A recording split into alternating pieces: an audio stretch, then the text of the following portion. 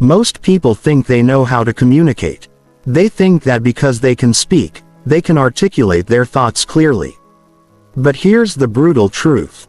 99% of people are walking around with brilliant ideas trapped inside their heads, unable to express them in a way that actually makes an impact. They stumble over their words, lose their train of thought mid-sentence, and watch as their ideas get dismissed or misunderstood. Meanwhile, that 1% who can articulate clearly, they're the ones getting promoted, winning arguments, inspiring others, and basically running the world. Today, I'm going to show you exactly how to join that elite 1%. These aren't just communication tips. These are the secret frameworks that transform your thoughts into verbal gold. Chapter 1. Clear's Throat: The Mental Framework Shift. Before we dive into techniques, you need to understand why most people struggle with articulation in the first place.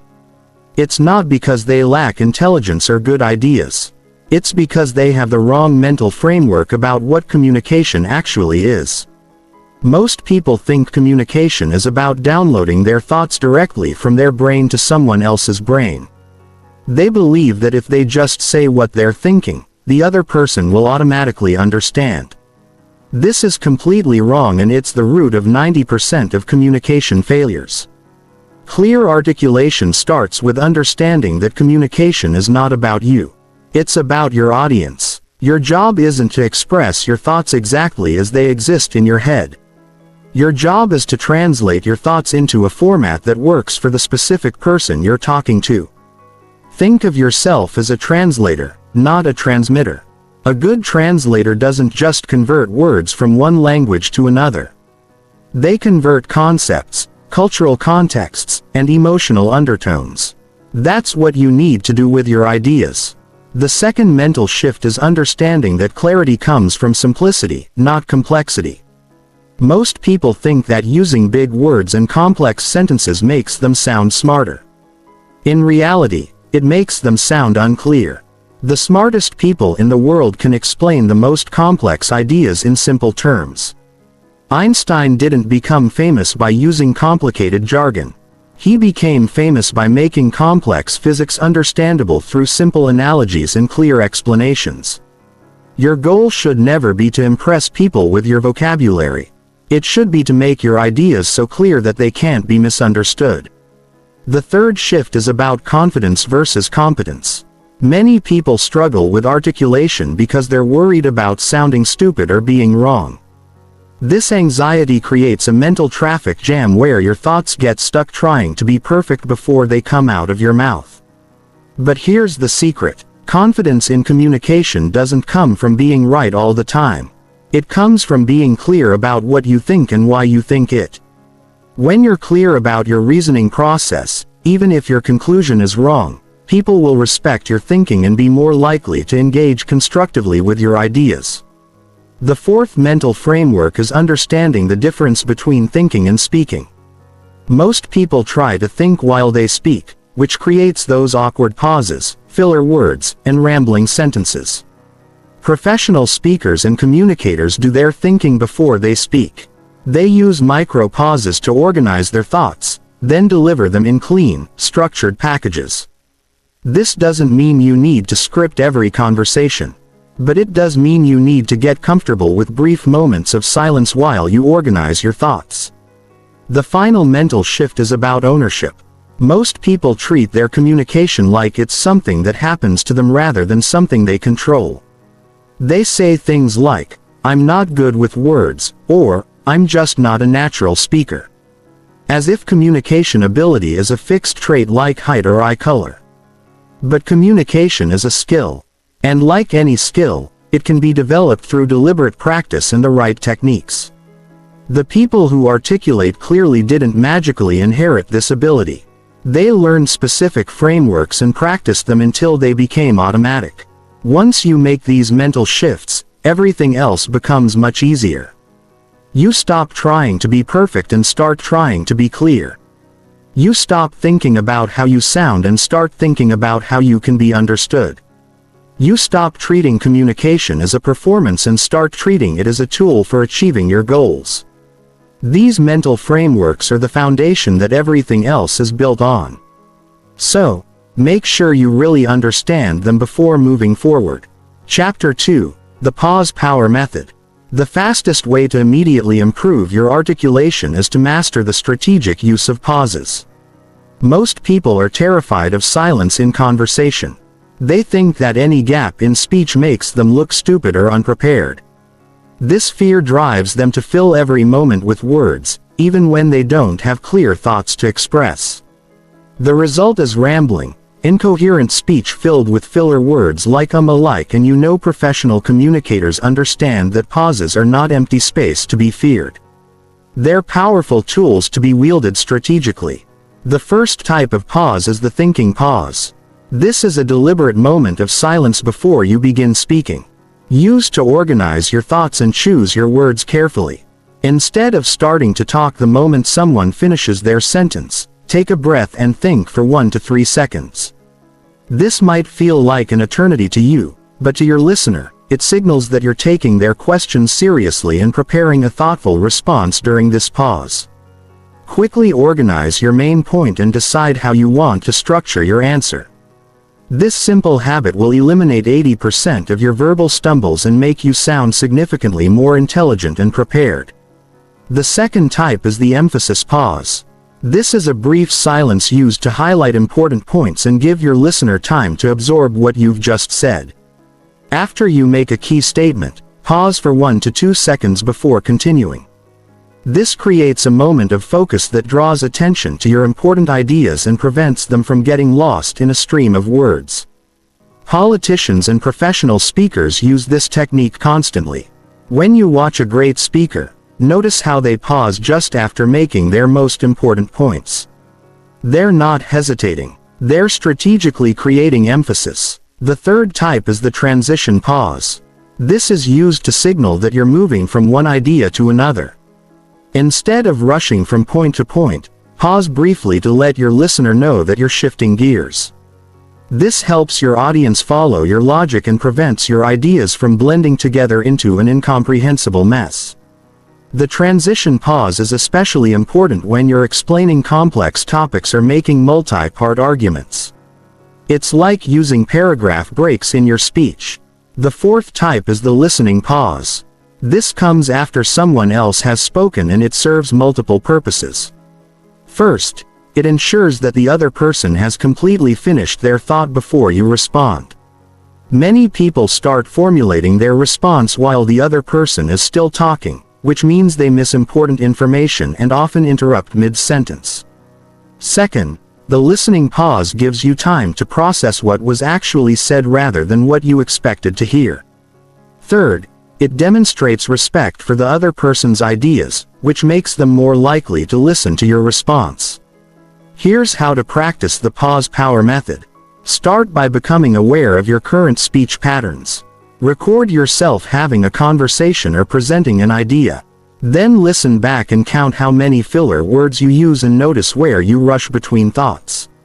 Most people are shocked by how much verbal clutter they produce without realizing it. Next, practice the thinking pause in low-stakes situations. When someone asks you a simple question like, "How was your day?" resist the urge to immediately respond. Take a breath, organize your thoughts, then give a clear, structured answer. This might feel awkward at first, but it will quickly become natural. For the emphasis pause, practice reading speeches by great communicators out loud, paying attention to where they place their pauses for maximum effect. Then practice incorporating these patterns into your own speech. When you're making a point you want people to remember, state it clearly. Pause for emphasis, then continue. For transition pauses, practice explaining complex topics where you need to move between different ideas. Use phrases like "now here's the important part" followed by a pause, or "let me give you another example" with a brief silence before continuing. The key to mastering pauses is understanding that silence is not the enemy of communication. It's one of your most powerful tools.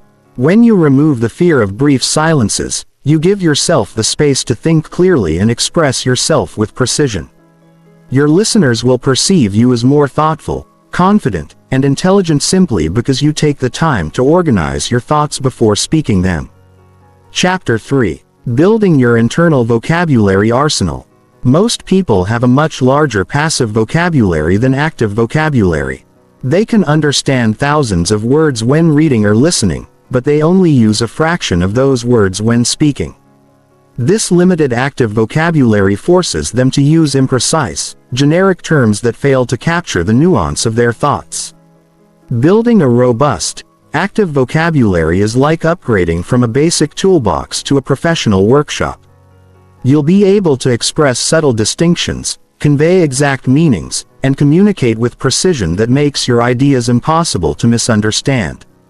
The first step is understanding the difference between knowing a word and being able to use a word effectively in conversation. Knowing a word means you can recognize its meaning when you encounter it. Using a word effectively means you understand its connotations, its appropriate contexts, and how it fits with other words to create precise meaning. For example, most people know the words confident, arrogant, and self-assured, but they might not understand the subtle differences between them or know when to use each one for maximum accuracy. The vocabulary building system that works best for improving articulation is called active integration. Instead of trying to memorize lists of impressive-sounding words, you focus on expanding your ability to express specific types of ideas with precision. Start by identifying the topics you discuss most frequently in your personal and professional life. These might include emotions, business concepts, relationships, technology, or creative projects. For each topic area, build a collection of precise words and phrases that allow you to express subtle distinctions. For emotions, instead of always using basic words like good, bad, happy, or sad, develop a vocabulary that captures specific emotional states. Instead of saying, "I'm frustrated," you might say, "I'm exasperated by the repeated delays." Or, "I'm perplexed by the contradictory instructions." Instead of "That's interesting," you could say "That's fascinating," "That's intriguing," "That's illuminating," or "That's thought-provoking," depending on the exact type of interest you want to convey. Each word carries slightly different implications and creates a more precise picture in your listener's mind. For business and professional contexts, precise vocabulary helps you sound competent and builds credibility with colleagues. Instead of saying, "We should do this differently," you might say, "We should optimize this process." "We should pivot our approach," or "We should streamline these procedures." Each version communicates not just a desire for change, but a specific type of change with different implications and expectations. The key to building active vocabulary is the replacement method. Instead of trying to add new words on top of your current speech patterns, identify the generic words you overuse and systematically replace them with more precise alternatives. Most people overuse words like thing, stuff, good, bad, interesting, nice, and really. Every time you catch yourself about to use one of these generic terms, pause and ask yourself what you really mean. What specific type of thing are you referring to? What particular kind of good are you describing? Practice this replacement method by having vocabulary challenges with yourself for 1 week. Try to avoid using the word interesting and instead use more precise alternatives like compelling, surprising, clever, innovative, or contradictory. For another week, eliminate really as an intensifier and use more specific language. Instead of really good, say exceptional, outstanding, or remarkable. Instead of really bad, say terrible, inadequate, or problematic. Another powerful technique is analogy collection. Start noticing when other people use particularly effective analogies or metaphors to explain complex ideas and add these to your mental collection. Analogies are one of the most powerful tools for clear communication because they help your listener understand new concepts by relating them to familiar experiences. Build a collection of analogies for common concepts in your field. If you work in technology, collect analogies that help non-technical people understand technical concepts. If you work in finance, Collect analogies that make financial concepts accessible to people without financial backgrounds. The final component of vocabulary building is precision practice. Choose one conversation each day and focus entirely on word choice precision. Before speaking, ask yourself, is this the most accurate word for what I mean? Could I choose a word that creates a clearer picture? Am I being as specific as possible? This deliberate practice will gradually make precision automatic in all your conversations. Remember that the goal isn't to sound sophisticated or to impress people with big words. The goal is to be able to express exactly what you mean so that your listener understands precisely what you intend to communicate. A rich vocabulary is like having a high-resolution camera instead of a blurry one. The same scene becomes much clearer and more detailed when you have the right tools to capture and convey it. Chapter 4. The Structure Formula That Never Fails. The difference between people who communicate clearly and those who don't often comes down to structure. Clear communicators organize their thoughts before they speak, while unclear communicators try to organize their thoughts while speaking. This creates the difference between a well-planned journey and wandering around lost. The good news is that there are proven structural formulas that work in almost every communication situation. Once you master these frameworks, you'll never again find yourself rambling without a clear destination. The most versatile structure is the PREP formula. Point, reason, example, point. This works for everything from answering interview questions to making arguments in meetings to explaining your opinions in casual conversations. You start by stating your main point clearly and concisely. Then you give the primary reason why this point is valid or important. Next, you provide a specific example that illustrates your reasoning. Finally, you restate your point to reinforce it and create closure. This structure keeps you focused, helps your listener follow your logic, and ensures that your main message is clear and memorable. Here's how PREP works in practice. Let's say someone asks you about your opinion on remote work. Using PREP, you might say, I think remote work is more effective than office work for most knowledge workers. Point. The main reason is that it eliminates commute time and office distractions, allowing people to focus on deep work during their most productive hours. Reason. For example, since my company went remote, I've been able to start my most challenging projects at 7 a.m. when my energy is highest instead of spending that time in traffic and arriving at the office mentally drained.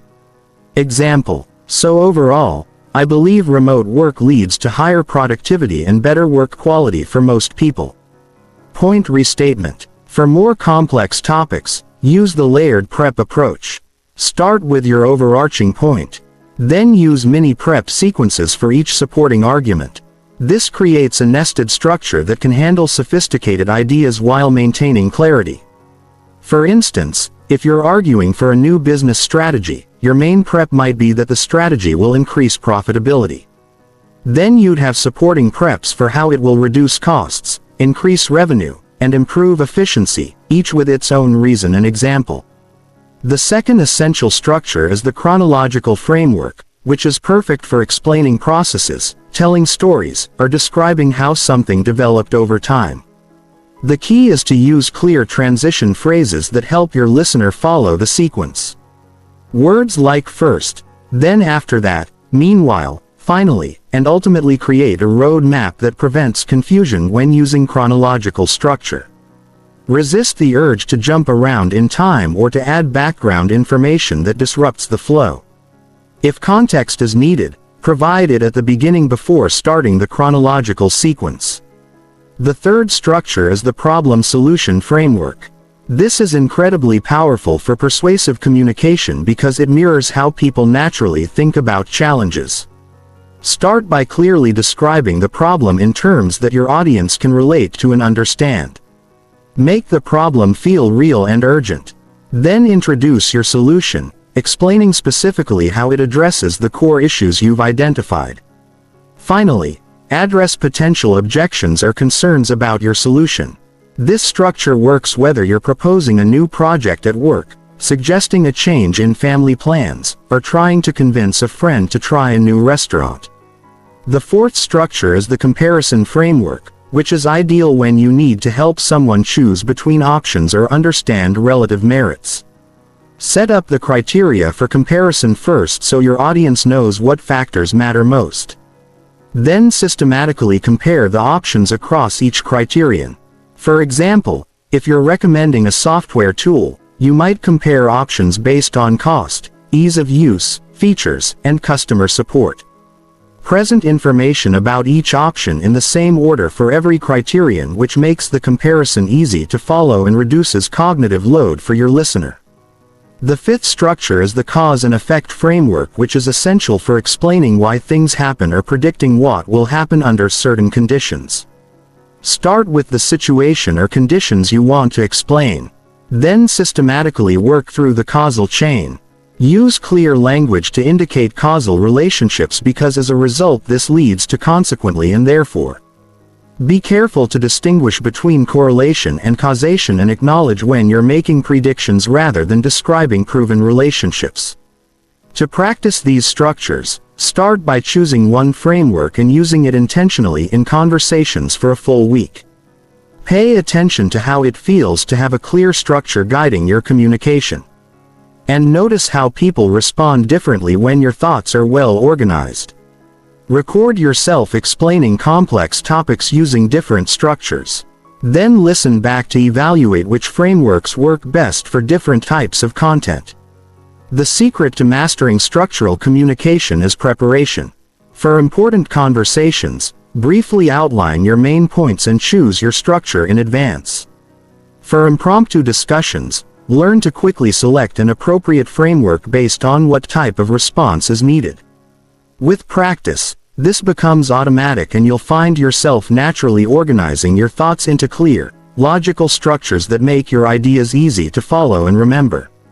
Chapter 5. Reading the Room Like a Master.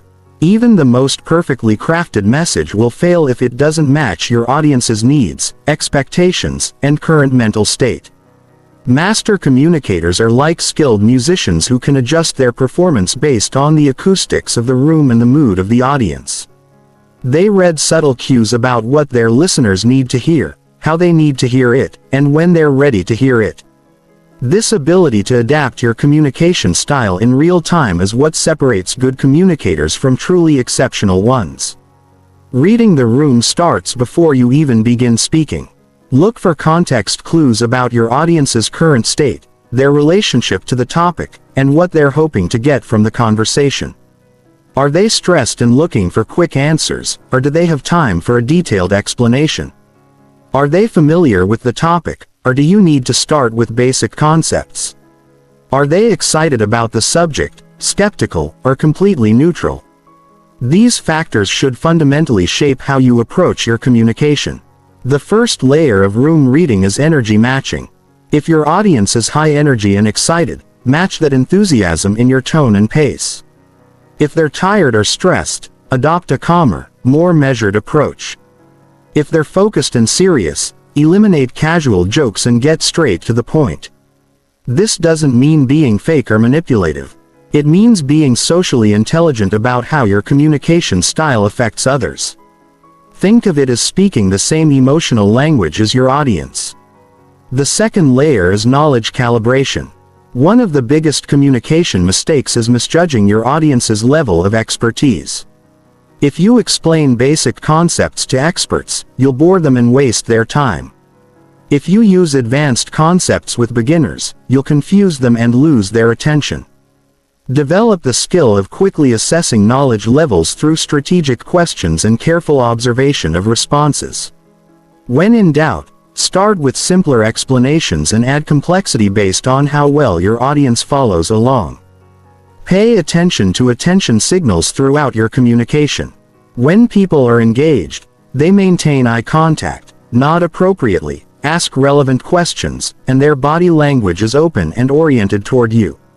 When they're losing interest, they start checking their phones. Their eyes wander. They shift positions frequently or they ask questions that show they've missed important points. When you notice attention dropping, don't just continue with your planned approach. Pause and adjust. Ask a question to re-engage them, change your pace, or summarize your key points more concisely. Master the art of reading comprehension signals. When people understand what you're saying, their facial expressions show recognition and their questions build on your points. When they're confused, they might nod politely but ask questions that miss the mark. Or they might look puzzled even while trying to appear engaged. If you're not sure whether someone understands, don't ask, "Does that make sense?" Because most people will say yes even when they're confused. Instead, ask them to explain the concept back to you in their own words, or ask them how they might apply the information to their specific situation.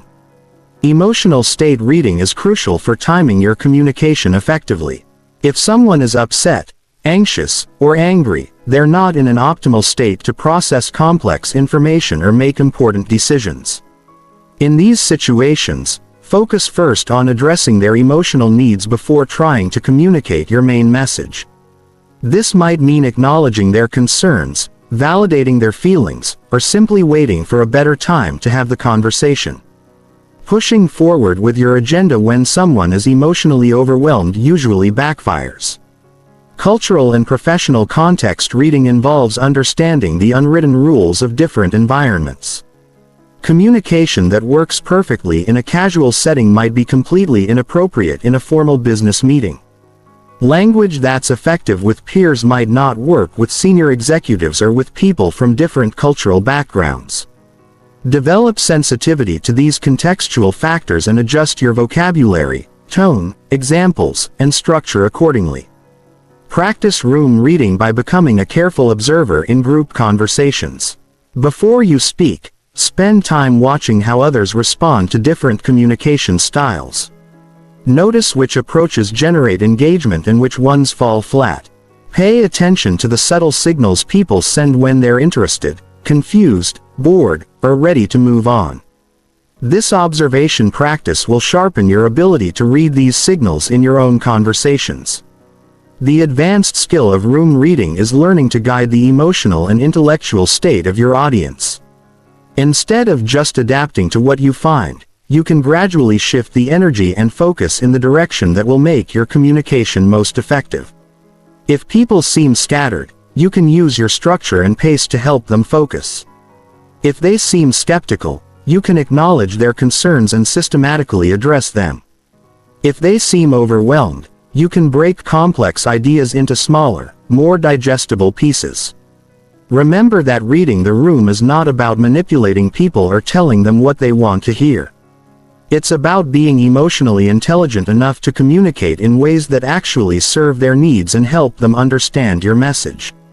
When you match your communication style to your audience's current state and needs, you're not being fake, you're being effective. Chapter 6. Eliminating verbal clutter forever. The fastest way to sound more intelligent and confident is to eliminate the verbal clutter that dilutes your message and makes you sound uncertain.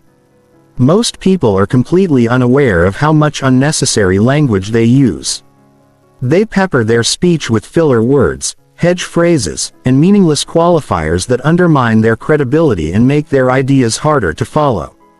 Professional communicators speak with surgical precision, using only words that serve a specific purpose. Every word earns its place in the sentence. Filler words are the most obvious form of verbal clutter. These are sounds and words like you know, sort of, kind of, and basically that people use to fill silence while they think. These words serve no communicative purpose and actually work against you by making you sound unprepared, uncertain, or younger than you are. The first step in eliminating filler words is becoming aware of which ones you use most frequently. Most people have 2 or 3 favorite fillers that they rely on unconsciously. To identify your personal filler patterns, record yourself speaking for 10 minutes about a topic you know well, count every instance of filler words and note which ones you use most often. You'll probably be shocked by the frequency. The average person uses a filler word every 7 to 10 words, which means they're essentially injecting meaningless sounds into every sentence. Once you know your specific patterns, you can target them for elimination. The replacement strategy for filler words is strategic silence. Instead of saying when you need to think, simply pause silently. This feels awkward at first because most people have trained themselves to fear silence. But silent pauses actually make you sound more thoughtful and confident. Practice this by having conversations where you deliberately catch yourself before using filler words and replace them with brief pauses instead. Start with low-stakes conversations and gradually work up to more important situations. Hedge phrases are another form of verbal clutter that makes you sound uncertain even when you're not. These are phrases like I think, maybe, sort of, kind of, I guess, probably, and I'm not sure. But while appropriate humility has its place, excessive hedging makes you sound like you don't believe in your own ideas. Most people hedge far more than necessary because they're afraid of sounding too confident or being wrong. The key is learning to distinguish between appropriate uncertainty and unnecessary hedging. If you genuinely don't know something, it's perfectly appropriate to say so directly. I don't have that information, or I'm not familiar with that topic. But if you do have knowledge or opinions, state them clearly without unnecessary qualifiers. Instead of, I kind of think that maybe we should probably consider doing this differently, say, I think we should change our approach. Or I recommend we try a different method. Redundant intensifiers are words like very, really, totally, absolutely, completely, and extremely that people use to add emphasis, but often have the opposite effect. When you constantly intensify your language, the intensifiers lose their power and your speech sounds overdramatic or desperate for attention. Strong, precise words don't need intensifiers. Instead of saying really good, choose a word that inherently conveys the level of quality you mean: excellent, outstanding, or remarkable. Practice the intensifier elimination challenge by going 1 week without using any intensifying words. This forces you to choose more precise vocabulary and helps you realize how often you rely on these crutch words. You'll find that your speech becomes cleaner and more powerful when you let strong words stand on their own. Unnecessary qualifiers are phrases that dilute your message without adding meaningful information. These include "to be honest," "in my opinion," "personally," "I think," and "if I'm being completely frank." These phrases are redundant because everything you say is inherently your opinion unless you specify otherwise. They also subtly suggest that you might not always be honest, or that this opinion is somehow different from your usual thoughts. Weak openings are another form of verbal clutter that undermines your credibility from the first words out of your mouth. Many people start their responses with phrases like "well, so I guess," or "I'm okay." These openings make you sound tentative and unprepared. Practice starting your responses with your first substantive word. If someone asks for your opinion, start immediately with your main point rather than easing into it with weak opening phrases. The elimination process should be gradual and systematic. Choose one type of verbal clutter to focus on each week. Week 1 might be filler words. Week 2 could be hedge phrases. Week 3 might be unnecessary intensifiers. This focused approach prevents you from becoming overwhelmed while trying to change everything at once. It also allows you to develop new neural pathways for cleaner speech patterns. Practice the pause and rephrase technique during casual conversations. When you catch yourself using verbal clutter, pause briefly and then rephrase your sentence cleanly. For example, if you say, "I think maybe we should, probably try a different approach," pause and then say, "Let me rephrase that. I recommend we try a different approach." This practice helps you develop awareness and builds new habits while showing others that you care about clear communication. The advanced technique is preventive thinking. Before you speak, especially in important conversations, take a moment to organize your main point and choose your first words carefully. This preparation eliminates the need for filler words because you know where you're going with your statement. The brief thinking pause becomes a powerful tool for ensuring that your first attempt at expressing an idea is clean and clear. Remember that the goal isn't to sound robotic or overly formal. Natural speech includes some variation and personality. The goal is to eliminate the unconscious verbal clutter that serves no purpose and makes your ideas harder to understand. When you speak with precision, People focus on your ideas rather than being distracted by meaningless words and sounds. Chapter 7. The Storytelling Advantage. Humans are hardwired to pay attention to stories. While facts and statistics can inform people, stories persuade them, inspire them, and make information memorable. Master communicators understand that the most powerful way to make a point is often through narrative rather than direct argument. When you learn to weave stories into your communication, you transform dry information into engaging experiences that stick with your audience long after the conversation ends. The fundamental power of stories lies in their ability to create emotional connection and mental stimulation. When someone hears a well-told story, their brain doesn't just process the information, it actually simulates the experience. They imagine themselves in the situation, feel the emotions of the characters, and mentally rehearse the lessons embedded in the narrative. This makes stories far more persuasive and memorable than abstract arguments or data points. The basic story structure that works for most communication situations is the challenge-action-result framework. Start by describing a specific situation or challenge that your audience can relate to. Then explain the actions that were taken to address the challenge. Finally, reveal the results and the lesson or insight that emerged. This structure works whether you're telling a 30-second anecdote or a 5-minute detailed story. Personal stories are often the most powerful because they demonstrate your direct experience and build credibility. When you tell a story about something that happened to you, people understand that you've actually lived through the situation rather than just theorizing about it. These stories should highlight moments of learning, growth, or insight. They don't need to be dramatic or extraordinary. They just need to be genuine and relevant to the point you're making. The key to effective personal stories is vulnerability balanced with strength. Share moments when you faced challenges, made mistakes, or learned important lessons. But frame these experiences in terms of growth and insight rather than failure or weakness. For example, instead of just saying, "I failed at my first business," you might say, "When my first business failed, I learned that market research isn't optional. It's essential. That hard lesson shaped how I approach every new project." Now, professional stories help you illustrate business concepts and share best practices in a way that feels concrete rather than theoretical. These might be stories about successful projects, challenging clients, innovative solutions, or lessons learned from failures. The goal is to help your audience understand not just what happened, but why it matters and how they can apply similar thinking to their own situations. Observational stories are about things you've witnessed or learned from others. These are particularly useful when you want to make a point but don't have direct personal experience with the situation. You might tell a story about something you observed at another company, read about in a case study, or learned from a mentor. These stories help you share lessons and insights without claiming experiences you haven't had. The detail selection principle is crucial for effective storytelling.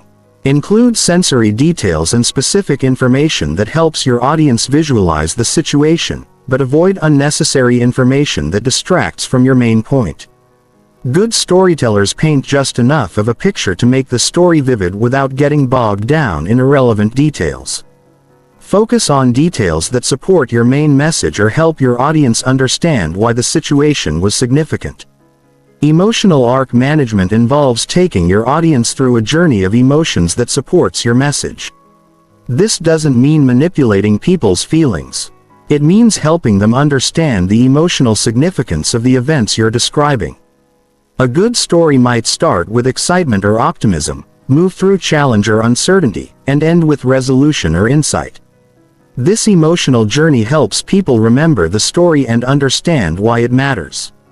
The relevance bridge is how you connect your story to your main point without being heavy-handed about it.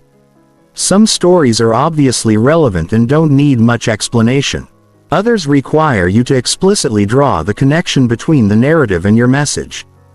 Practice smooth transitions like "the reason I tell you this story is," or "what this taught me about leadership is." These bridges help your audience understand why the story matters to the current conversation. Story length calibration depends on your audience and context. In casual conversation, most stories should be 30 seconds to 2 minutes. In presentations or formal settings, you might have room for longer narratives. Pay attention to your audience's attention signals and learn to adjust your story length accordingly. It's better to tell a shorter, focused story than to lose your audience with unnecessary details. Practice collecting stories that illustrate different types of points you commonly make. Build a mental library of narratives that demonstrate concepts like leadership, teamwork, innovation, persistence, learning from failure, customer service, and problem solving. When you have ready examples for common themes, you can use stories spontaneously in conversations without having to think of examples on the spot. The story stacking technique involves using multiple short stories to build a stronger case than any single narrative could make alone. Instead of one long story, you might tell 3 brief examples that illustrate the same point from different angles. This provides multiple forms of evidence while keeping each individual story concise and focused. Remember that the best stories are often simple ones that illustrate universal truths or common experiences. You don't need dramatic adventures or extraordinary circumstances to tell effective stories. Sometimes the most powerful narratives are about everyday moments that reveal important insights about human nature, work, relationships, or personal growth. Chapter 8: Handling Resistance in Difficult Conversations. The ultimate test of your articulation skills comes when you face resistance, disagreement, or emotionally charged conversations. Anyone can communicate clearly when everyone agrees and the stakes are low. But master communicators maintain their clarity and effectiveness even when dealing with hostile audiences, strong disagreements, or highly emotional situations. These challenging conversations are where clear articulation becomes a superpower that can de-escalate conflicts, find common ground, and achieve positive outcomes. The first principle of handling resistance is understanding that it's rarely about you personally. When someone disagrees with your ideas or challenges your proposals, they're usually protecting their own interests, expressing their values, or working with different information than you have. Taking resistance personally creates an emotional reaction that clouds your thinking and makes clear communication impossible. Instead, approach resistance with curiosity about the underlying concerns that are driving the disagreement. The listening first strategy is counterintuitive but incredibly powerful. When someone is pushing back against your ideas, your instinct might be to argue harder or present more evidence. But resistance often comes from feeling unheard or misunderstood.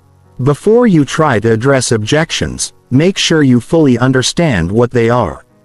Ask clarifying questions, paraphrase what you've heard, and demonstrate that you're genuinely trying to understand their perspective. This approach often reduces the emotional intensity of disagreements and creates space for productive dialogue. The acknowledgement technique involves explicitly recognizing the validity of someone's concerns before addressing them.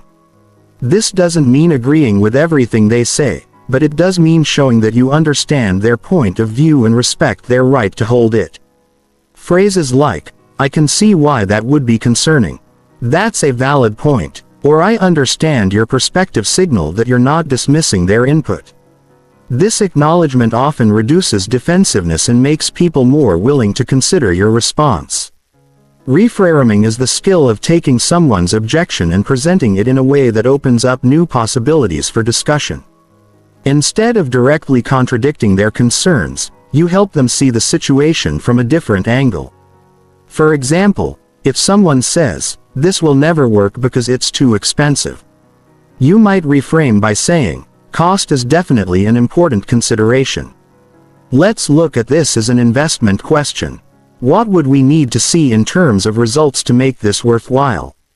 This reframing acknowledges their concern while shifting the conversation toward problem solving rather than position defending. The common ground establishment technique involves identifying areas where you and the other person actually agree, even in the midst of disagreement.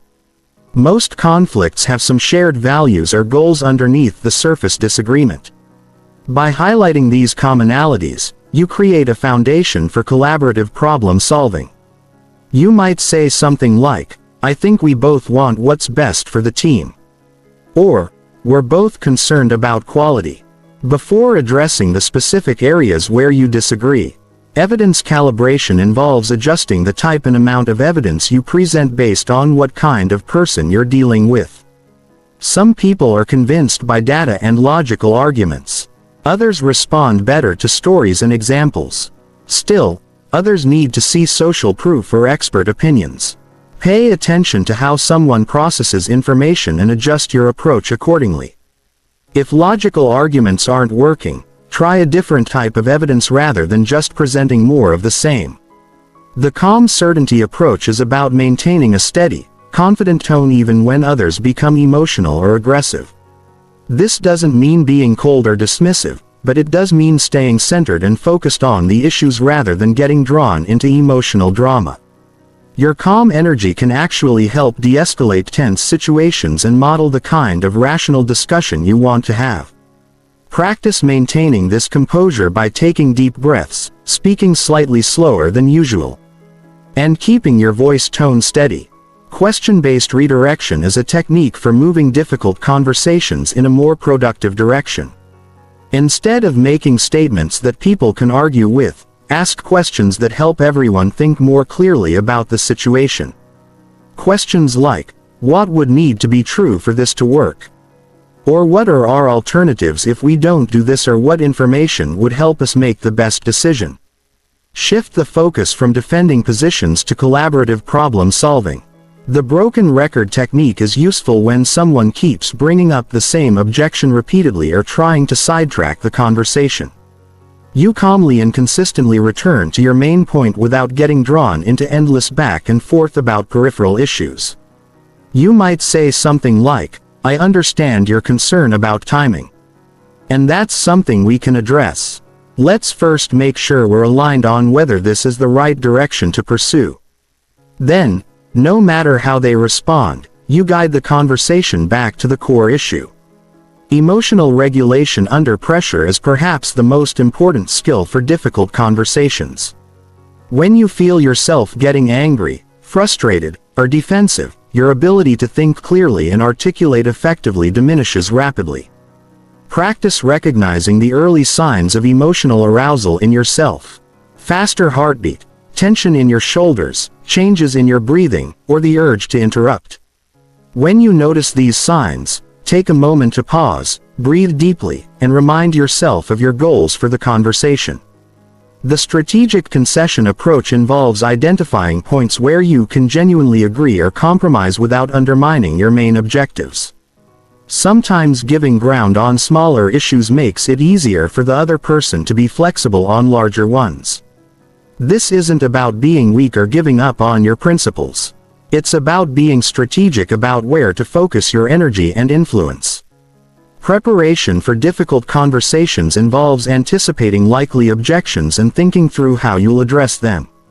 This doesn't mean scripting every response, but it does mean considering what concerns the other person might have and how you can address those concerns constructively. This preparation helps you stay focused and articulate even when the conversation becomes challenging. Remember that the goal of handling resistance isn't to win every argument or convince everyone to agree with you. The goal is to have productive conversations that move things forward, maintain relationships, and find solutions that work for everyone involved. Sometimes the best outcome is agreeing to disagree while maintaining mutual respect and finding ways to work together despite different perspectives. Chapter 9. Mastering Voice, Tone, and Delivery. Your ideas might be brilliant and your structure might be perfect, but if your voice, tone, and delivery don't support your message, you'll still fail to communicate effectively. The way you sound is just as important as what you say. Your vocal qualities convey confidence, competence, and credibility before people even process your words. Master communicators understand that their voice is an instrument that needs to be deliberately tuned and skillfully played to achieve maximum impact. Vocal authority comes from several technical elements that you can learn to control. The first is breath support, which affects everything else about how you sound. Most people breathe shallowly from their chest, which creates a thin, weak voice that lacks power and presence. Professional speakers breathe deeply from their diaphragm, which produces a fuller, more resonant sound that naturally commands attention. Practice diaphragmatic breathing by placing one hand on your chest and one on your stomach. When you breathe correctly for speaking, your stomach hand should move more than your chest hand. Pace control is crucial for maintaining listener attention and ensuring comprehension. Most people speak too quickly when they're nervous and too slowly when they're uncertain.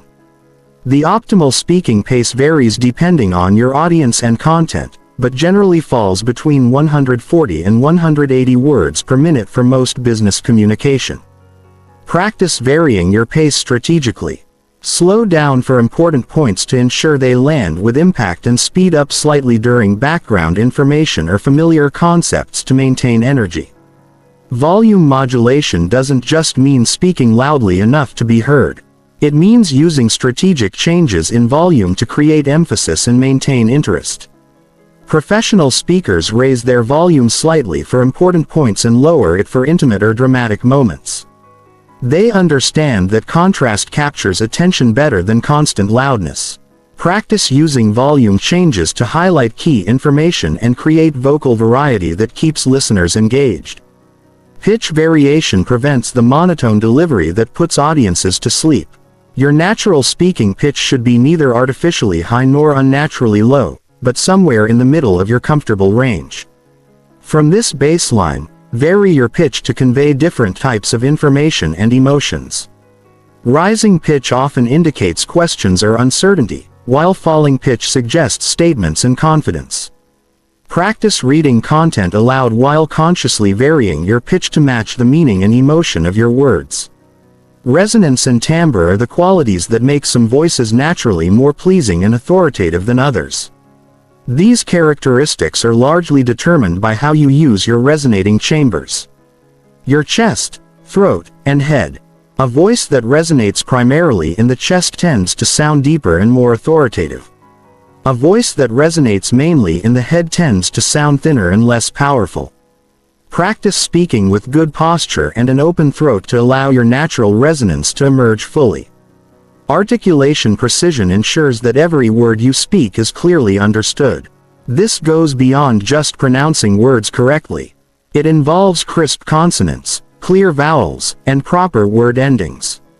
Many people mumble or drop word endings, especially when they speak quickly or feel uncertain. Practice exaggerating your articulation during practice sessions to develop muscle memory for clear speech.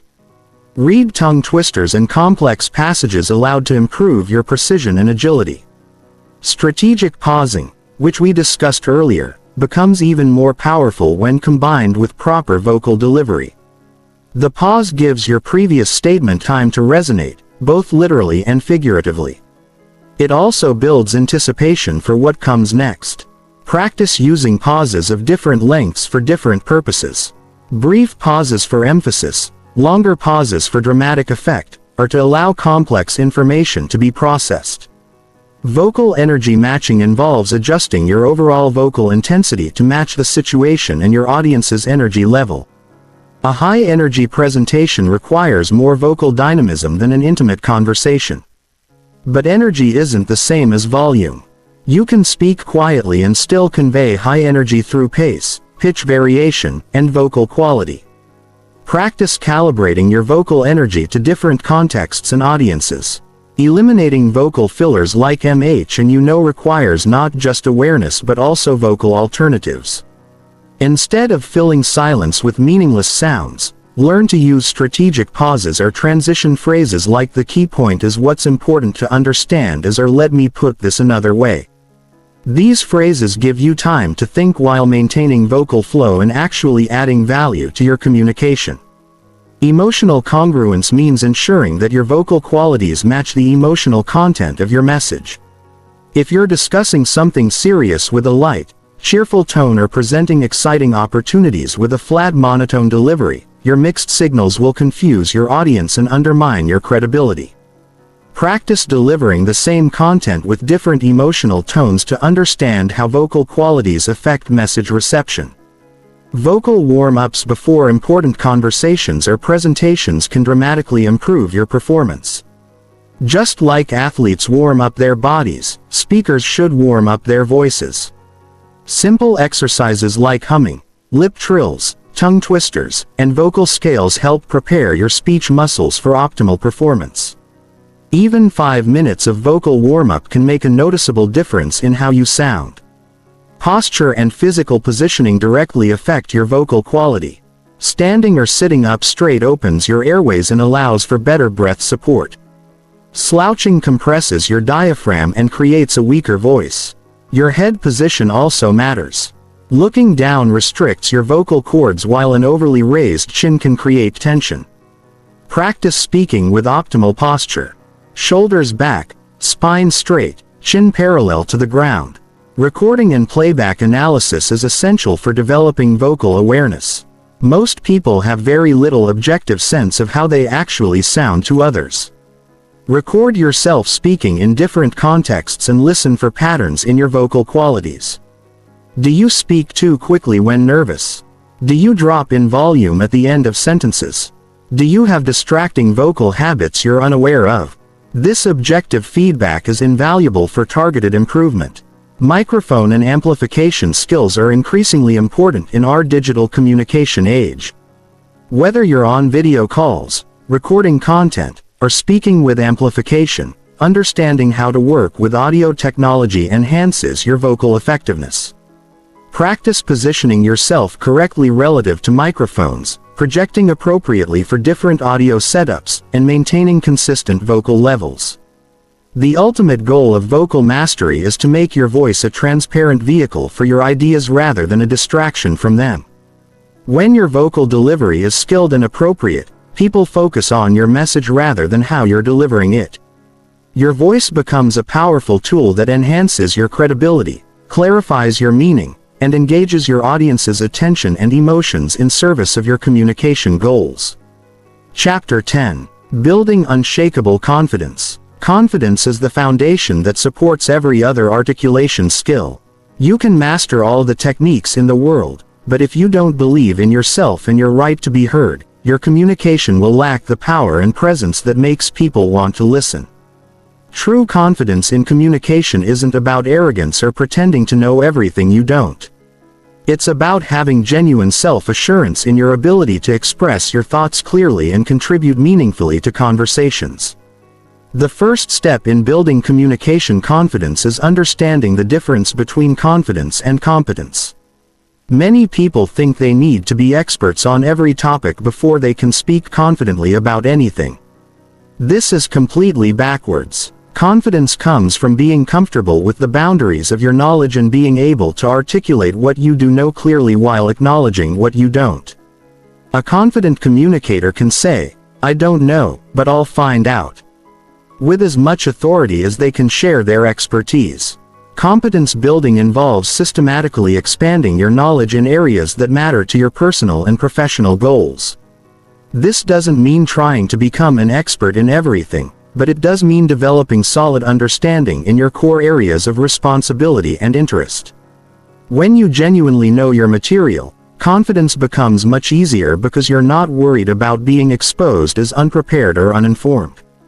Create a learning plan that helps you deepen your expertise in the topics you discuss most frequently. The preparation principle recognizes that confidence often comes from being well prepared for important conversations. This doesn't mean scripting everything you'll say, but it does mean thinking through key points, anticipating questions or objections, and organizing your thoughts in advance.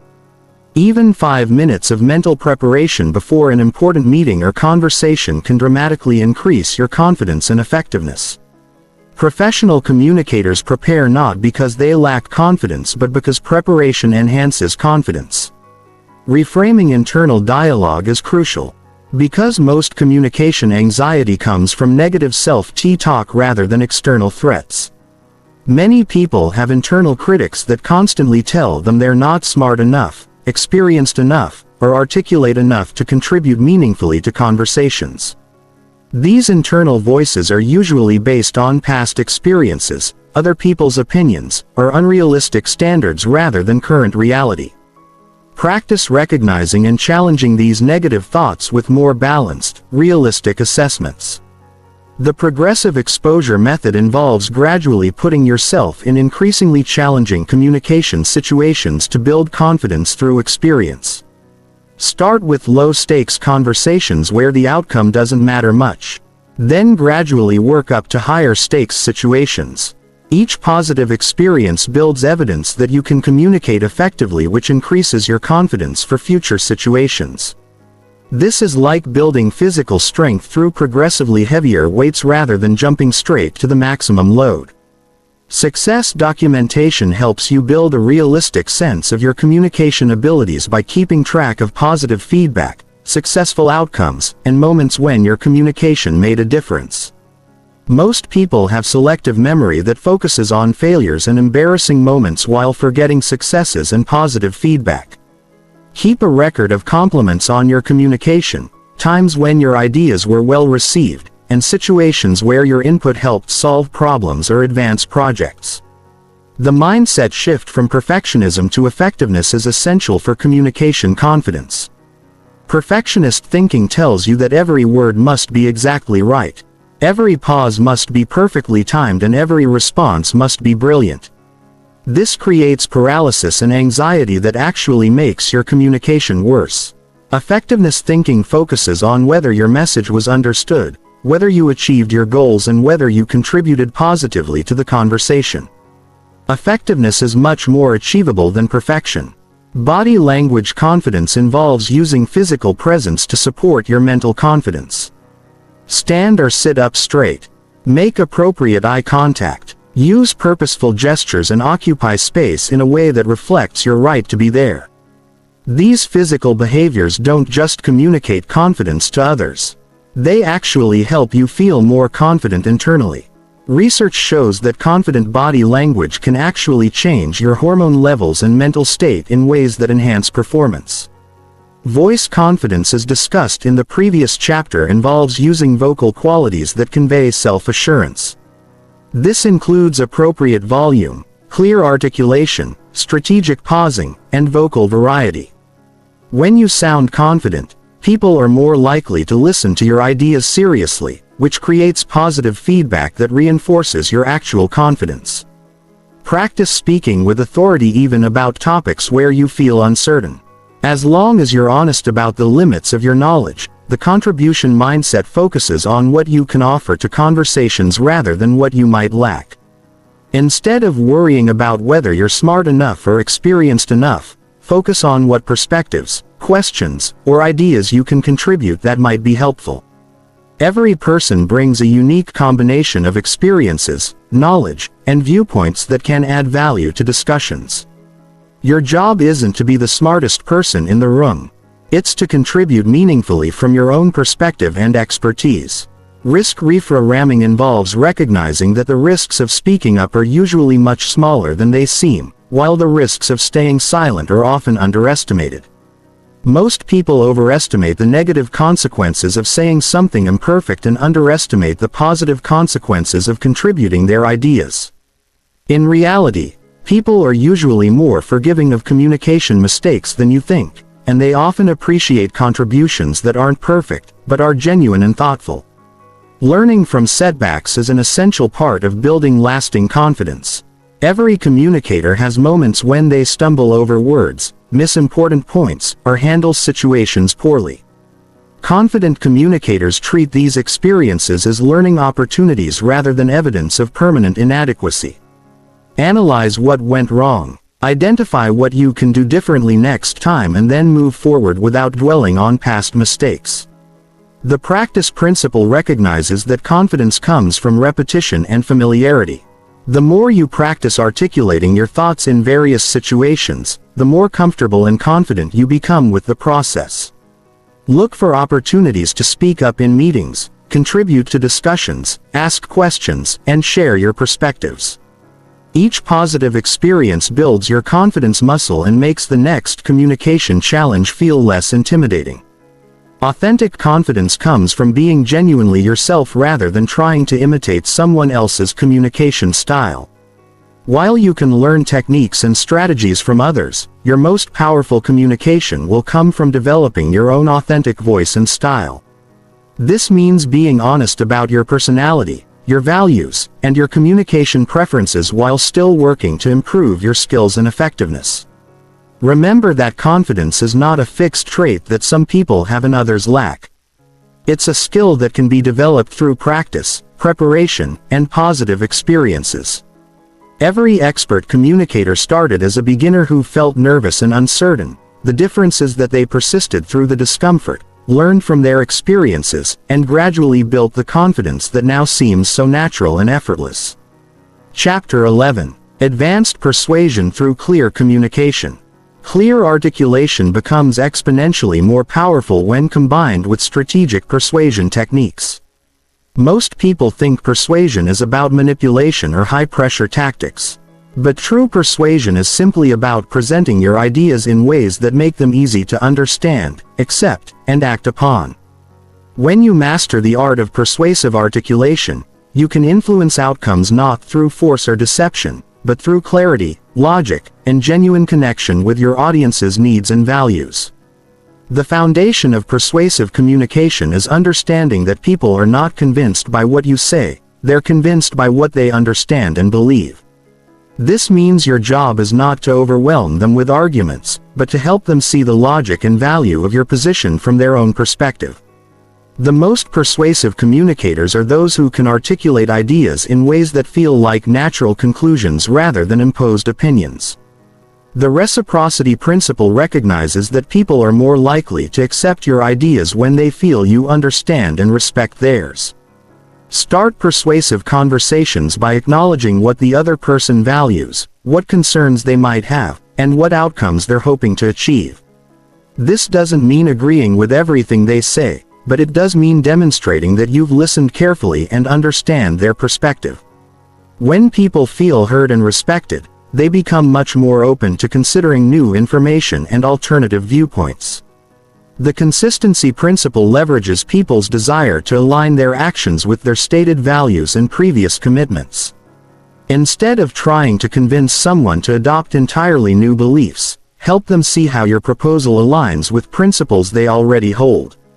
If someone values efficiency, show how your idea improves efficiency. If they prioritize team success, demonstrate how your proposal benefits the team.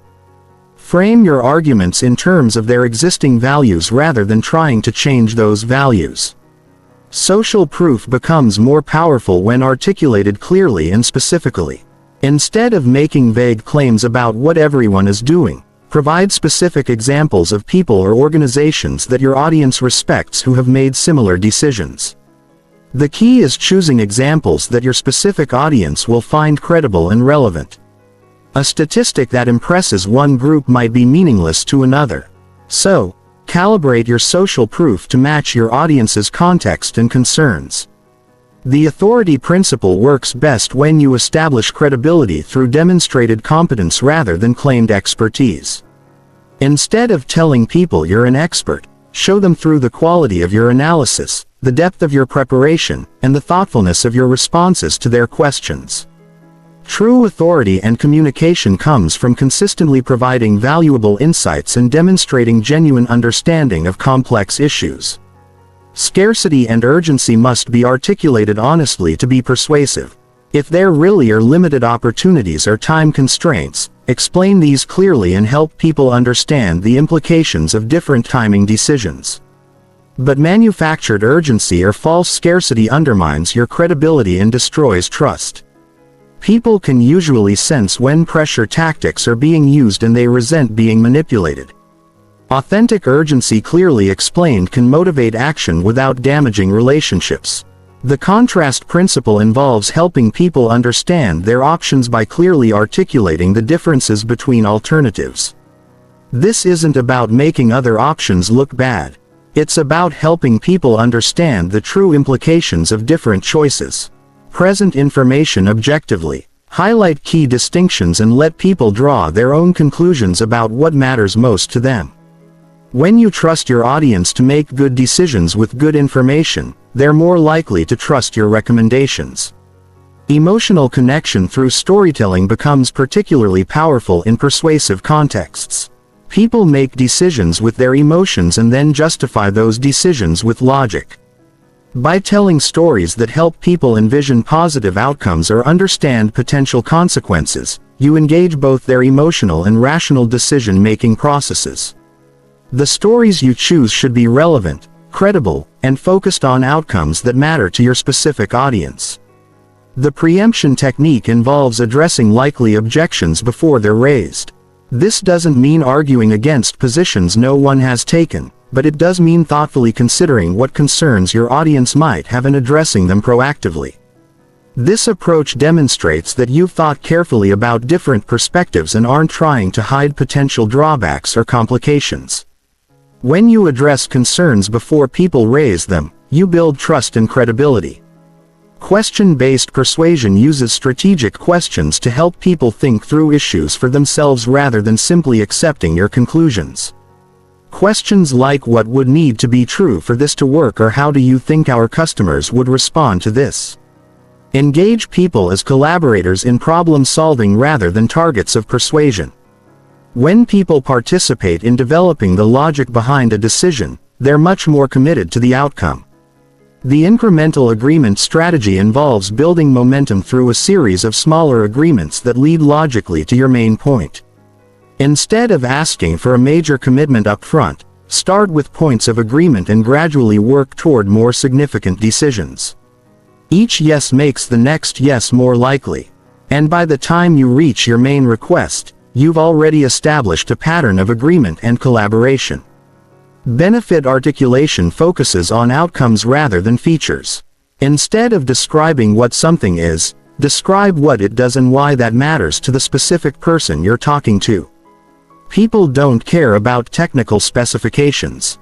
They care about how those specifications will improve their lives, solve their problems, or help them achieve their goals. The more specifically you can connect your proposals to their desired outcomes, the more persuasive your communication becomes. Objection handling through clear articulation involves listening carefully to concerns, restating them to ensure understanding, and then addressing them directly and honestly. Don't dismiss objections or try to overwhelm them with counterarguments. Instead, treat them as valuable information that helps you understand what's important to the other person. Sometimes the best response to an objection is to acknowledge its validity and work together to find solutions that address the underlying concerns. The commitment and consistency follow-through involves helping people articulate their own reasoning for decisions they make. When someone agrees to your proposal, ask them to explain why they think it's a good idea or how they plan to implement it. This process helps them internalize their commitment and makes them more likely to follow through.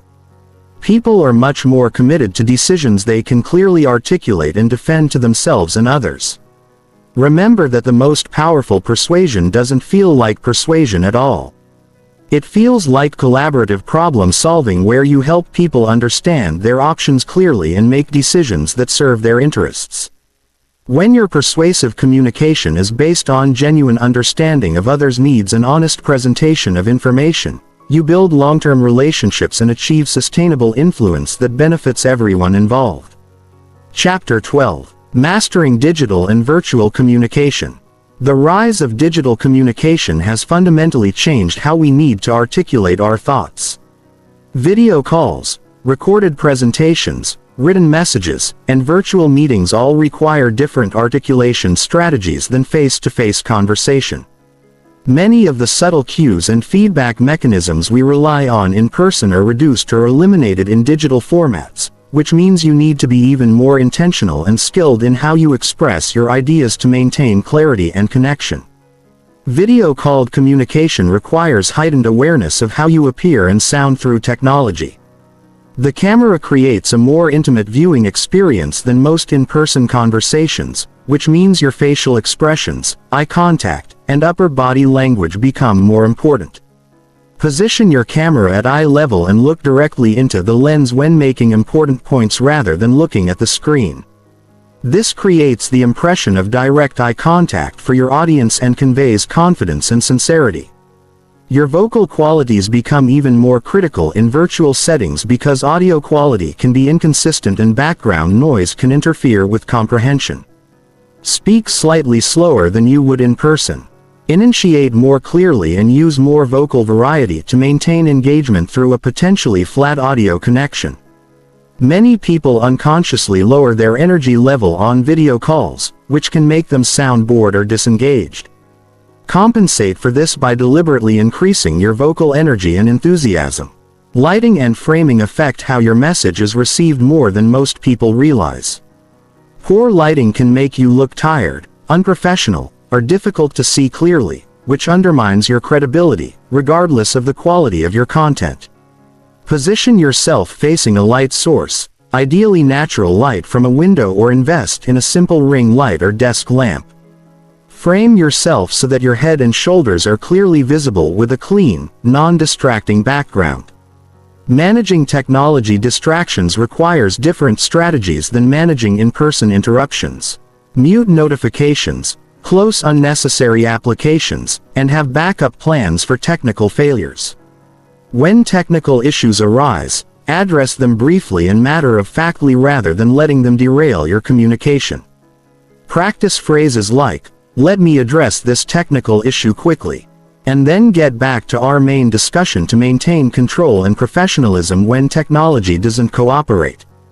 Screen sharing and presentation skills in virtual environments require more structured communication than traditional presentations. Your audience can't see your body language as clearly and may be dealing with their own distractions. So, your verbal communication must carry more of the load. Describe what you're showing more explicitly. Use clear transition phrases when moving between topics and check for understanding more frequently.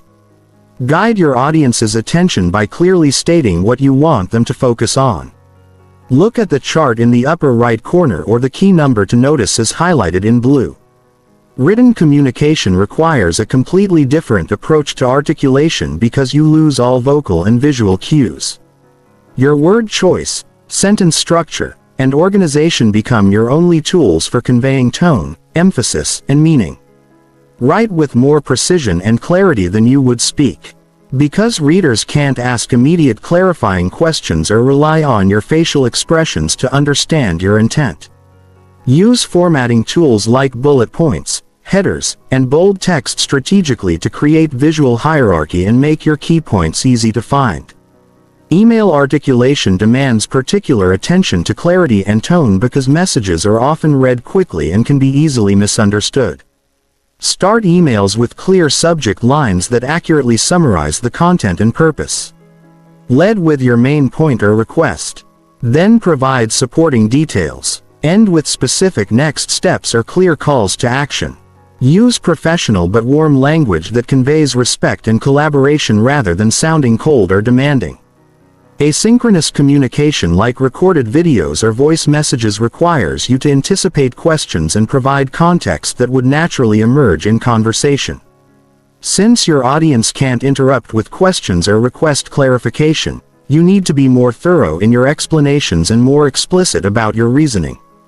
Structure these communications with clear introductions that explain what you'll cover, logical progression through your main points, and summaries that reinforce your key messages.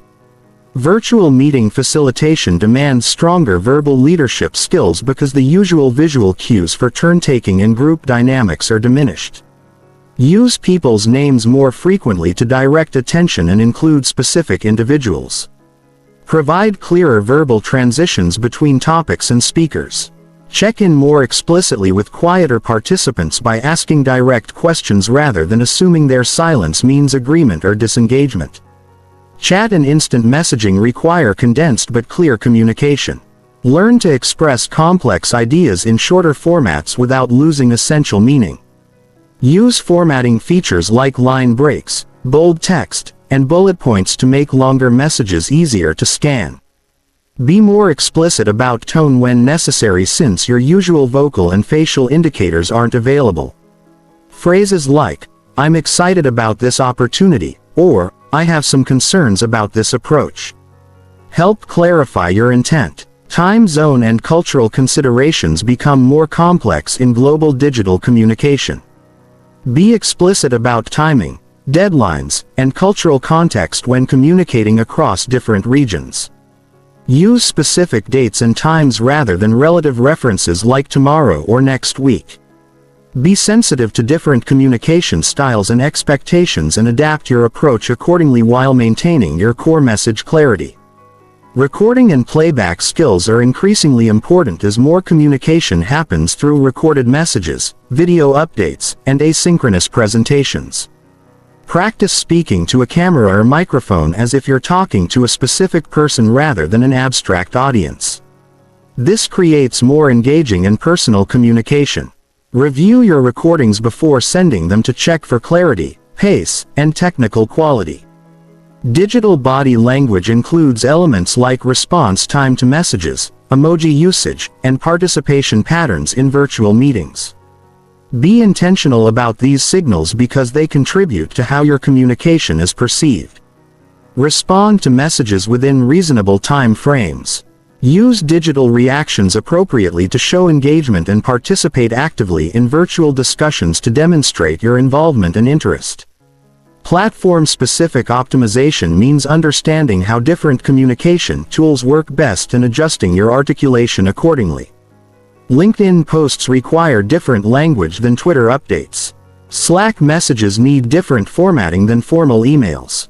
Video presentations call for different pacing than audio-only conference calls. Learn the conventions and optimal practices for each platform you use regularly. The key to mastering digital communication is recognizing that it's not just face-to-face conversation transmitted through technology. It's a different medium that requires adapted skills and strategies. The principles of clear articulation remain the same, but their application must be modified to work effectively through digital channels. Practice these skills regularly and seek feedback on your digital communication effectiveness, just as you would with any other communication skill. Chapter 13. Adapting your style for different audiences and contexts. True mastery of articulation requires the ability to adapt your communication style to different audiences, situations, and contexts while maintaining your authentic voice and core message. This isn't about being fake or manipulative. It's about being socially intelligent enough to communicate in ways that resonate with your specific audience's needs, expectations, and communication preferences. The most effective communicators are like skilled translators who can express the same ideas in multiple languages and formats. Audience analysis starts before you even begin speaking. Consider who you're communicating with, their level of expertise on your topic, their relationship to the subject matter, their cultural background, their professional context, and their personal communication style preferences. A technical explanation that works perfectly for engineers might confuse executives who need strategic summaries. A casual approach that works with peers might seem unprofessional. With senior leadership, expertise-level calibration is one of the most critical adaptations you'll make. When speaking to experts in your field, you can use technical terminology, assume background knowledge, and focus on nuanced distinctions and advanced concepts. When communicating with beginners, you need to define terms, provide context, use analogies, and build understanding step by step. The key is accurately assessing your audience's knowledge level and adjusting accordingly without being condescending or overwhelming. Professional hierarchy considerations affect not just the formality of your language, but also the structure and focus of your communication. When speaking with senior executives, lead with strategic implications and bottom-line impact, then provide supporting details if requested. When communicating with peers, you can engage in more collaborative discussion and detailed technical analysis. When speaking with junior colleagues, focus on learning opportunities and provide more guidance and context. Cultural adaptation requires sensitivity to different communication norms, values, and expectations. Some cultures value direct explicit communication while others prefer indirect contextual messaging. Some prioritize individual achievement while others emphasize collective success. Some expect formal protocols while others prefer casual interaction. Research and observe the cultural norms relevant to your audience and adjust your approach while remaining authentic to your own style. Industry-specific language and conventions vary significantly across different professional fields.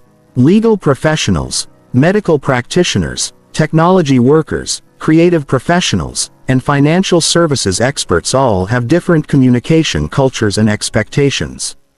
Learn the communication norms and terminology relevant to the industries you work with most frequently. This doesn't mean adopting jargon unnecessarily, but it does mean understanding what language will be most clear and credible to your specific audience. Generational differences in communication preferences are increasingly important as workplaces become more age diverse. Different generations have different expectations about formality, technology use, feedback styles, and communication frequency. Younger professionals might prefer quick digital updates, while older colleagues might appreciate more detailed, formal communication. Adapt your approach based on what works best for your specific audience rather than making assumptions based on age alone.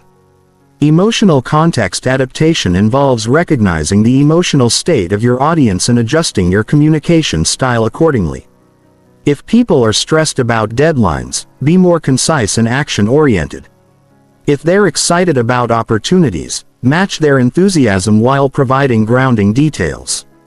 If they're dealing with difficult changes, be more supportive and patient in your communication. Your emotional intelligence should inform how you present information and respond to reactions. High-stakes versus low-stakes communication requires different levels of preparation, formality, and precision. Casual brainstorming sessions allow for more experimental language and incomplete thoughts. Board presentations demand polished, well-structured communication with clear, supporting evidence.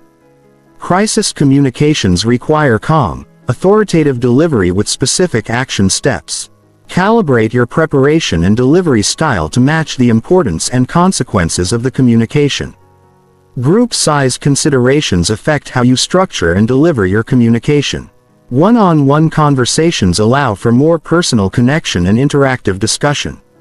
Small groups enable collaborative dialogue and detailed exploration of ideas. Large audiences require more structured presentation formats with clear main points and engaging delivery techniques.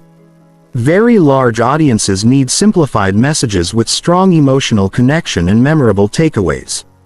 Time constraint adaptation means adjusting the depth and structure of your communication based on available time. When time is limited, lead with your most important points and provide supporting details only if time permits.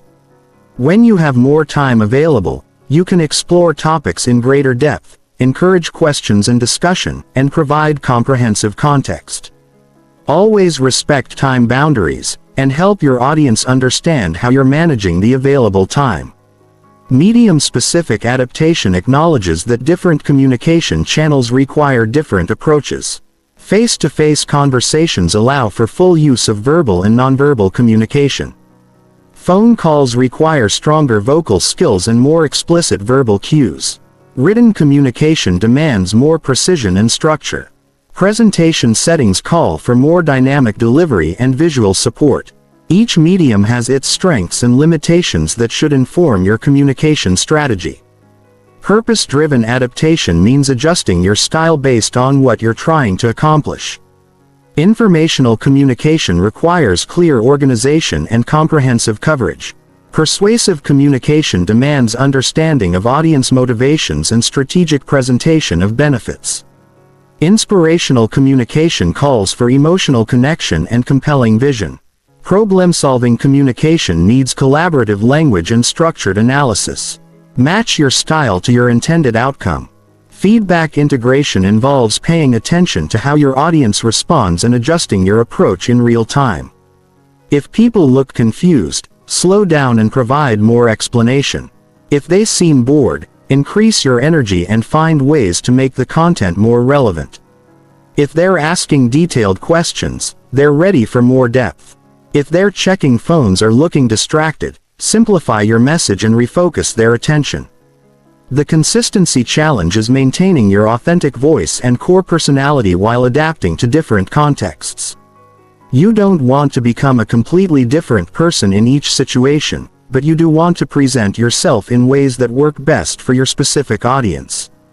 Think of this as choosing different aspects of your personality to emphasize rather than creating false personas. Your core values and communication principles should remain consistent even as your style and approach adapt. Practice adaptation by intentionally communicating about the same topic to different audiences and noticing how you naturally adjust your language, examples, and emphasis. Record these different versions and analyze what changes you made and why. This conscious practice will help you become more skilled at making appropriate adaptations quickly and naturally in real-time communication situations. Chapter 14. The Science of Influence Through Words. Understanding the psychological principles behind how words influence thoughts, emotions, and decisions gives you tremendous power to communicate more effectively and ethically.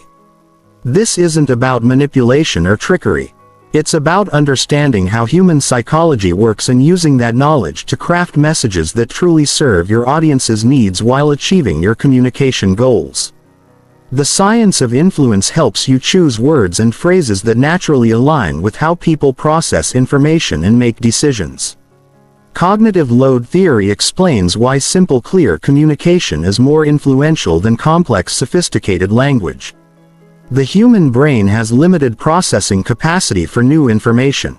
When you use unnecessary complexity, technical jargon, or convoluted sentence structures, you consume your audience's mental resources with decoding your message rather than evaluating its merit. Simple, direct language allows people to focus their cognitive energy on understanding and considering your ideas rather than struggling to comprehend what you're saying. The primacy and recency effects demonstrate why your opening and closing statements are disproportionately important. People remember best what they hear first and what they hear last, while information in the middle tends to fade from memory. This means you should front-load your most important points and end with strong, memorable conclusions.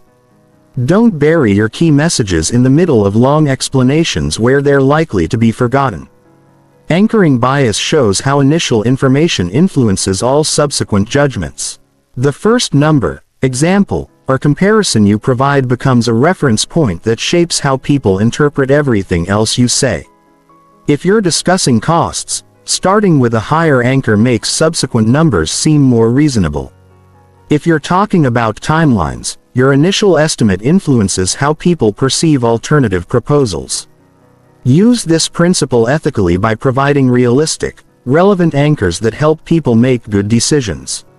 Framing effects reveal how the same information can influence decisions differently depending on how it's presented. Describing a medical procedure as having a 90% success rate versus a 10% failure rate conveys identical information but creates different emotional responses. Frame your messages in ways that help people focus on the most relevant aspects for their decision-making needs. Positive framing often motivates action, while negative framing can motivate prevention or caution. The availability heuristic explains why vivid specific examples are more persuasive than abstract statistics. People judge the likelihood or importance of something based on how easily they can recall examples of it.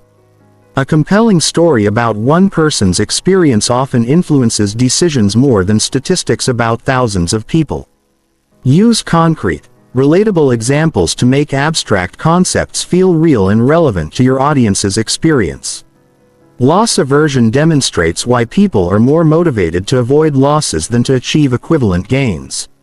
Phrases like "don't miss this opportunity" or "avoid these common mistakes" tap into this psychological tendency when appropriate. Frame your recommendations in terms of what people might lose by not taking action rather than only focusing on what they might gain. This approach can be particularly effective for motivating change or urgent action. Social proof mechanisms show how references to others' behavior and choices influence individual decisions. People look to others for guidance about what's normal, appropriate, or effective. Phrases like most of our clients find that the majority of teams discover are successful companies typically provide social validation for your recommendations. Choose social proof examples that your specific audience will find credible and relevant. Authority indicators include not just formal titles and credentials, but also demonstrated expertise, confident delivery, and knowledgeable responses to questions. People are more likely to be influenced by sources they perceive as credible authorities. Build your authority through the quality of your preparation, the depth of your knowledge, and your ability to address concerns thoughtfully. Avoid claiming authority you don't have, as this damages credibility when discovered. Commitment and consistency principles leverage people's desire to align their actions with their stated beliefs and previous commitments. When people articulate their own reasoning for decisions or commitments, they become more likely to follow through. Ask questions that help people explain why they think something is important or how they plan to implement changes. Their own words become more influential than your arguments. Reciprocity dynamics suggest that people feel obligated to return favors and positive treatment. This applies to communication through providing value, showing genuine interest in others' perspectives, and offering helpful insights before asking for anything in return. When you consistently provide valuable information and thoughtful analysis, people become more receptive to your recommendations and requests. The contrast principle shows how presenting options in comparison to each other influences which choice seems most attractive. The order in which you present alternatives and the specific comparisons you highlight shape how people evaluate their options. Present information in ways that help people understand the true differences between choices without manipulating them toward inappropriate decisions. Emotional contagion research demonstrates how emotions spread through communication. Your emotional state influences your audience's emotional response, which in turn affects their decision-making. Confident, optimistic communication tends to create confidence and optimism in others. Anxious, uncertain delivery creates anxiety and doubt. Manage your own emotional state. To support the outcomes you want to achieve, neurological research on language processing reveals how certain words and phrases activate different parts of the brain. Action verbs engage motor cortex regions. Sensory language activates sensory processing areas and emotional words stimulate limbic system responses. Use varied language that engages multiple brain regions to create more memorable and impactful communication. Cognitive biases like confirmation bias, where people preferentially process information that confirms their existing beliefs, affect how your messages are received. Present information in ways that connect to your audience's existing knowledge and values rather than challenging their fundamental worldview unnecessarily. When you do need to present contrary information, acknowledge their perspective first and explain your reasoning carefully. The spacing effect shows that information repeated across multiple communications is retained better than information presented only once. Important messages benefit from strategic repetition across different contexts and conversations. This doesn't mean saying the exact same thing repeatedly, but rather reinforcing key concepts through different examples, applications, and perspectives. Ethical application of influence science requires using these principles to help people make decisions that truly serve their interests, not to manipulate them for your benefit. The goal should be clearer communication and better decision-making, not getting people to do things that aren't in their best interest. When you use psychological principles ethically, you build trust and achieve sustainable influence that benefits everyone involved. Understanding influence science also helps you recognize when others might be using these techniques inappropriately. This knowledge protects you from manipulation while helping you communicate more effectively with integrity. The most powerful influence comes from genuinely understanding and serving others' needs while expressing your ideas with psychological sophistication. Chapter 15. Putting it all together. Your articulation mastery blueprint. Mastering articulation isn't about perfecting individual techniques in isolation. It's about integrating all these skills into a coherent, natural communication style that serves you in every situation. The journey from conscious incompetence to unconscious competence requires a systematic approach to practice, feedback, and continuous improvement.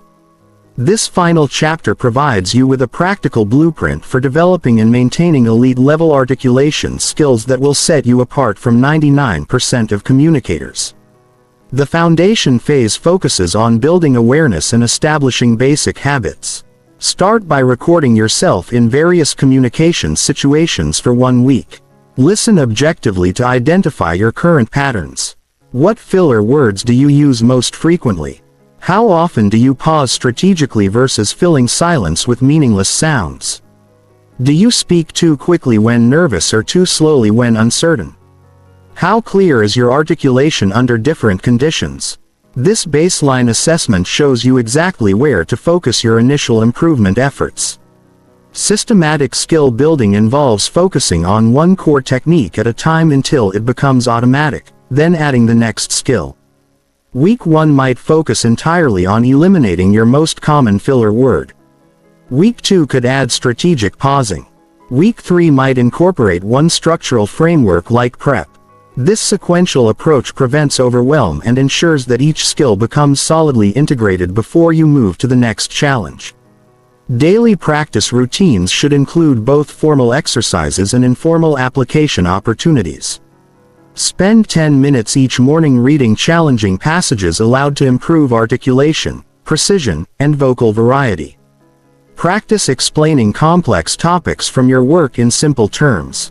Record yourself giving mini presentations on subjects you care about. These focused practice sessions accelerate skill development more than relying only on natural conversation opportunities. The feedback loop system involves seeking input from others about your communication effectiveness. Ask trusted colleagues or friends to notice and comment on specific aspects of your communication. I'm working on speaking more slowly and clearly. Would you let me know when I rush through important points? This external feedback helps you develop awareness faster than self-monitoring alone. Situational application means deliberately practicing new skills in progressively challenging contexts. Start with low-stakes conversations where mistakes don't matter. Then gradually work up to high-stakes situations. Practice new techniques during casual social interactions before using them in important business meetings. This progressive approach builds confidence and competence systematically. The integration challenge involves combining multiple skills simultaneously without losing the natural flow of conversation. Initially, focusing on one technique might make your communication feel awkward or artificial. The goal is to practice until these skills become so natural that you can use multiple techniques simultaneously while maintaining authentic, engaging communication. Performance under pressure requires specific preparation and mental training. Identify the situations that challenge your articulation most significantly: public speaking, difficult conversations, high-stakes negotiations, or technical presentations. Develop specific strategies for maintaining clarity and confidence in these contexts. Practice visualization techniques where you mentally rehearse successful communication in challenging situations. Continuous learning involves staying current with communication best practices and seeking new challenges that stretch your abilities. Read books about communication. Watch skilled speakers to analyze their techniques. Take courses or workshops to learn new approaches. The best communicators never stop learning and refining their skills. Personal style development means finding ways to apply these techniques while remaining authentically yourself. You don't want to become a robot who perfectly executes communication formulas without personality or warmth. The goal is to enhance your natural communication style with proven techniques that make you more effective while remaining genuinely yourself. Measurement and tracking help you monitor your progress and identify areas for continued improvement. Keep a communication journal where you note successful interactions, challenging situations, and lessons learned. Track specific metrics like how often you use filler words, how well your presentations are received, or how effectively you handle difficult conversations. This data helps you understand your progress and focus your practice efforts. The advanced practitioner phase involves teaching others and seeking increasingly complex communication challenges. When you can explain communication concepts clearly to others, you deepen your own understanding. Look for opportunities to mentor junior colleagues, lead training sessions, or participate in speaking organizations. Teaching forces you to articulate your knowledge more precisely and exposes gaps in your understanding. Maintenance and refinement recognize that articulation mastery is an ongoing process, not a destination. Even expert communicators continue practicing and seeking feedback. Schedule regular communication skill reviews, perhaps quarterly or annually, to assess your current abilities and identify new areas for growth. Communication is too important to allow skills to stagnate or decline through neglect. Technology integration involves adapting your skills to new communication platforms and tools as they emerge. Virtual reality meetings, AI-assisted communication, and other technological developments will continue changing how we communicate. The fundamental principles of clear articulation remain constant, but their application must evolve with changing communication contexts. The ripple effect considers how your improved communication skills impact all areas of your life. Better articulation doesn't just help at work. It improves your relationships, increases your influence in community organizations, enhances your ability to advocate for causes you care about, and helps you express your thoughts and feelings more effectively in all contexts. The skills you develop create positive changes that extend far beyond your initial motivation for improvement. Long-term mastery requires understanding that exceptional communication ability is one of the highest leveraged skills you can develop. It amplifies every other talent you have and opens doors that would otherwise remain closed. Great ideas poorly communicated have little impact, while modest ideas clearly articulated can change the world. Your investment in communication mastery will pay dividends throughout your entire personal and professional life. The ultimate goal is unconscious competence, where excellent articulation becomes so natural that you don't have to think about it. Your words flow clearly and persuasively because you've trained your mind and practiced the techniques until they become automatic.